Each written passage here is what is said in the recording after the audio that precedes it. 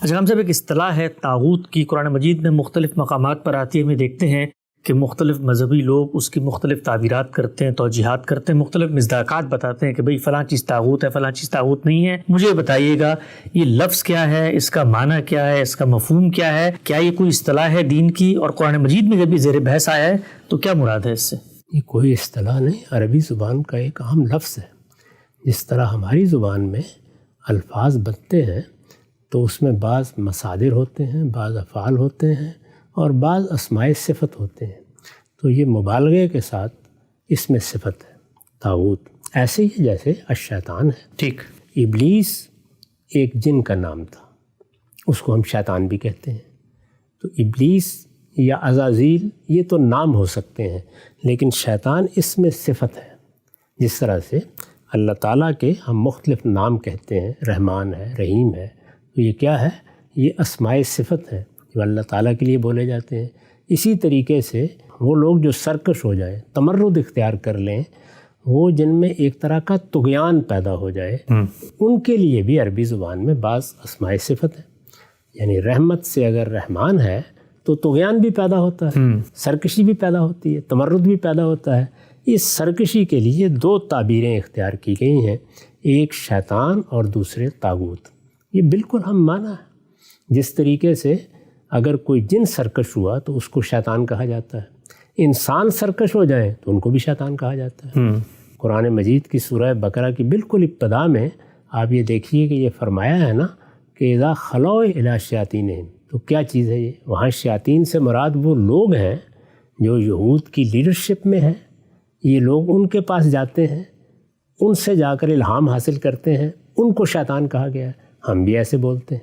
یعنی بعض اوقات بچے کو اگر بہت شرارت کر رہا ہو اور سرکشی پر آمادہ ہو تو کہتے ہیں تم تو شیطان ہو گئے. جی. تو اسی طرح یہ الفاظ بھی اپنے لغوی مفہوم میں اس میں صفت کے طور پر استعمال ہوتے ہیں. جس طرح سے ہم لفظ شیطان بولتے ہیں ایسے ہی طاغوت ہے، بالکل ہم مانا ہے. اور اس لحاظ سے ان کے مختلف استعمالات ہوتے رہتے ہیں. یعنی یہ اس ابلیس کے لیے بھی دونوں استعمال ہو جاتے ہیں جو لوگوں کو غلط رہنمائی کرتا رہا، جس نے ایک بڑی روایت قائم کی، جس نے اللہ سے سرکشی اور تمرد اختیار کیا، جس نے بغاوت کر کے گویا مورچہ لگا لیا، اس کے لیے بھی استعمال ہوتے ہیں. اور پھر جو لوگ اس کی پیروی میں انسانوں میں سے، انسانوں کی قیادت میں سے، ان کے علماء میں سے، ان کے فضلاء اور دانشوروں میں سے تمرد اور سرکشی اختیار کر لیتے ہیں، ان کے لیے بھی استعمال ہوتے ہیں. تو یہ عام الفاظ ہیں، یہ کوئی اصطلاح نہیں. ٹھیک ڈاکٹر، واضح ہو گیا. اچھا ہم صاحب یہ تو واضح آپ نے کیا کہ یہ ایک ایڈجیکٹو ہے، اس میں صفت ہے اور ایک ایٹریبیوٹ ہے، جس چیز میں پایا جائے گا اس پر اس کا اطلاق کیا سکتا ہے. ہمارے ہاں لوگ اطلاق بھی کرتے ہیں، کبھی کبھی کہتے ہیں کہ امریکہ طاغوت ہے، مغربی قوتیں طاغوت ہیں، اسرائیل طاغوت ہے یا خود طاغوت کے ایجنٹ ہیں. تو یہ اطلاق کا کام بھی انسان اپنے علم کی رعایت سے کر سکتا ہے؟ اطلاق تو ہمیں ہی کرنا ہوتا ہے. ظاہر ہے میں اگر اس کو بچے کے لیے بولوں گا، کسی بڑے لیڈر کے لیے بولوں گا، یا کسی اور ڈاکو کے لیے، چور کے لیے، یا لوگوں کی عزت لوٹنے والے کے لیے بولوں گا تو میں ہی بولوں گا. وہ میں غلط بھی استعمال کر سکتا ہوں، صحیح بھی استعمال کر سکتا ہوں. تو امریکہ کے بارے میں، روس کے بارے میں، کسی اور بڑی طاقت کے بارے میں، خود ہمارے ملک میں جو لوگ اقتدار پر فائز ہیں ان کے بارے میں یہ الفاظ استعمال کرنے والا ہر آدمی اپنے علم کے لحاظ سے اور اپنے مشاہدے کے لحاظ سے استعمال کرتا ہے. مجھے اس سے اختلاف ہو سکتا ہے، آپ کو اس سے اتفاق ہو سکتا ہے. تو الفاظ تو ایسے ہی جس طریقے سے باقی بولے جاتے ہیں. میں یہ اگر کہتا ہوں کہ فلاں آدمی نے سرکشی اختیار کر لی ہے، وہ میرا تجربہ اور مشاہدہ ہے، مجھے اس کی دلیل دینی چاہیے، اس کے سوا کچھ بھی نہیں ہے. تو یہ عام الفاظ ہیں. یعنی ایسا نہیں ہے کہ وہ خاص اصطلاح ہے، اس کی کوئی مذہبی حیثیت ہے. جس طرح سے اچھے الفاظ بولے جاتے ہیں، میں نے مثال دی، ہم کسی کو رحمان رحیم کہتے ہیں تو یہ بڑے عمدہ الفاظ ہیں جو ہم کسی کی رحمت کو بیان کرنے کے لیے استعمال کرتے ہیں، یہاں تک کہ اپنے پروردگار کے لیے استعمال کرتے ہیں. رسالت مآب صلی اللہ علیہ وسلم کے لیے قرآن مجید نے رؤوف اور رحیم کے الفاظ استعمال کیے. اچھا. تو یہ سارے اسماء صفت ہیں. ہم اپنے بزرگوں کے لیے بھی استعمال کرتے ہیں، کہتے ہیں کہ فلاں شخص بہت کریم النفس ہے، فلاں آدمی بڑی محبت اور ہمدردی ہے، تو اس کے لیے بھی وہی عربی زبان کے اسماء صفت استعمال ہو سکتے ہیں. یہی صورتحال ان لوگوں کے لیے ہے جو تمرد، سرکشی اختیار کر لیں، حدود سے تجاوز کر جائیں، جو دوسروں کے معاملے میں اللہ تعالیٰ کے حدود کو توڑنے لگ جائیں، عدوان اور ظلم کا ارتکاب کریں. ان سب کے لیے شیطان کا لفظ بھی استعمال ہو سکتا ہے، طاغوت کا بھی. بالکل ہم مانا ہے، دونوں میں کوئی فرق نہیں. نقطہ واضح ہو گیا. اچھا ہم صاحب ایک اصطلاح ہے طاغوت کی، قرآن مجید میں مختلف مقامات پر آتی ہے. ہمیں دیکھتے ہیں کہ مختلف مذہبی لوگ اس کی مختلف تعبیرات کرتے ہیں، توجیحات کرتے ہیں، مختلف مصداقات بتاتے ہیں کہ بھئی فلاں چیز طاغوت ہے، فلاں چیز طاغوت نہیں ہے۔ مجھے بتائیے گا یہ لفظ کیا ہے، اس کا معنی کیا ہے، اس کا مفہوم کیا ہے؟ کیا یہ کوئی اصطلاح ہے دین کی؟ اور قرآن مجید میں جب یہ زیر بحث آیا ہے تو کیا مراد ہے اس سے؟ یہ کوئی اصطلاح نہیں، عربی زبان کا ایک اہم لفظ ہے۔ جس طرح ہماری زبان میں الفاظ بنتے ہیں تو اس میں بعض مصادر ہوتے ہیں، بعض افعال ہوتے ہیں اور بعض اسماء صفت ہوتے ہیں، تو یہ مبالغے کے ساتھ اس میں صفت ہے طاغوت۔ ایسے ہی جیسے الشیطان ہے، ٹھیک، ابلیس ایک جن کا نام تھا، اس کو ہم شیطان بھی کہتے ہیں۔ تو ابلیس یا عزازیل یہ تو نام ہو سکتے ہیں، لیکن شیطان اس میں صفت ہے۔ جس طرح سے اللہ تعالیٰ کے ہم مختلف نام کہتے ہیں، رحمان ہے، رحیم ہے، تو یہ کیا ہے؟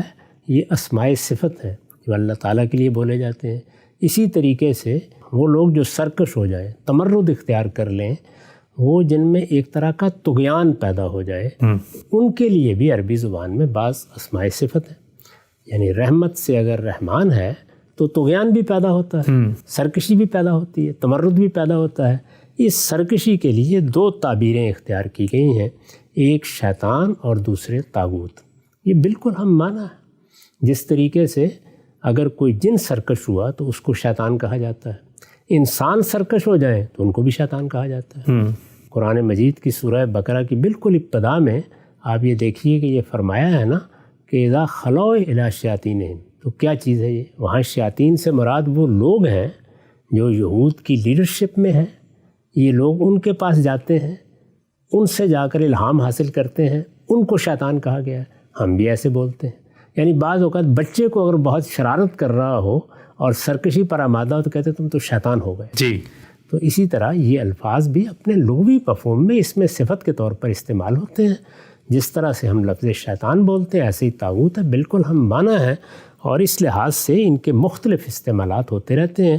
یعنی یہ اس ابلیس کے لیے بھی دونوں استعمال ہو جاتے ہیں جو لوگوں کو غلط رہنمائی کرتا رہا، جس نے ایک بڑی روایت قائم کی، جس نے اللہ سے سرکشی اور تمرد اختیار کیا، جس نے بغاوت کر کے گویا مورچہ لگا لیا، اس کے لیے بھی استعمال ہوتے ہیں۔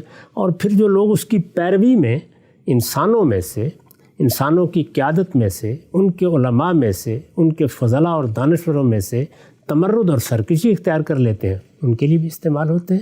تو یہ عام الفاظ ہیں، یہ کوئی اصطلاح نہیں۔ ٹھیک، ڈاکٹر واضح ہو گیا۔ اچھا ہم صاحب یہ تو واضح آپ نے کیا کہ یہ ایک ایڈجیکٹو ہے، اس میں صفت ہے اور ایک ایٹریبیوٹ ہے، جس چیز میں پایا جائے گا اس پر اس کا اطلاق کیا جا ہے۔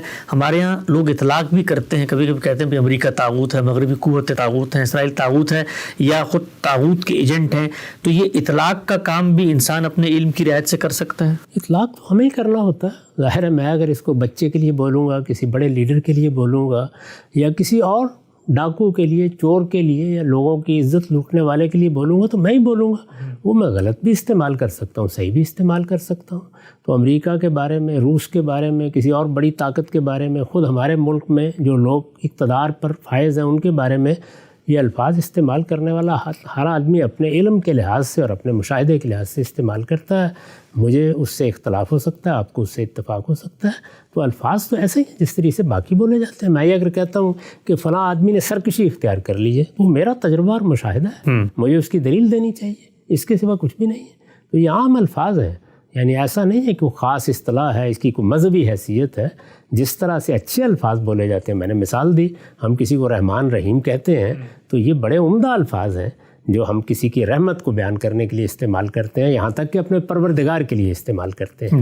رسالت مآب صلی اللہ علیہ وسلم کے لیے قرآن مجید نے رؤوف اور رحیم کے الفاظ استعمال کیے۔ اچھا، تو یہ سارے اسماء صفت ہیں، ہم اپنے بزرگوں کے لیے بھی استعمال کرتے ہیں، کہتے ہیں کہ فلاں شخص بہت کریم النفس ہے، فلاں آدمی بڑی محبت اور ہمدردی ہے، تو اس کے لیے بھی وہی عربی زبان کے اسماء صفت استعمال ہو سکتے ہیں۔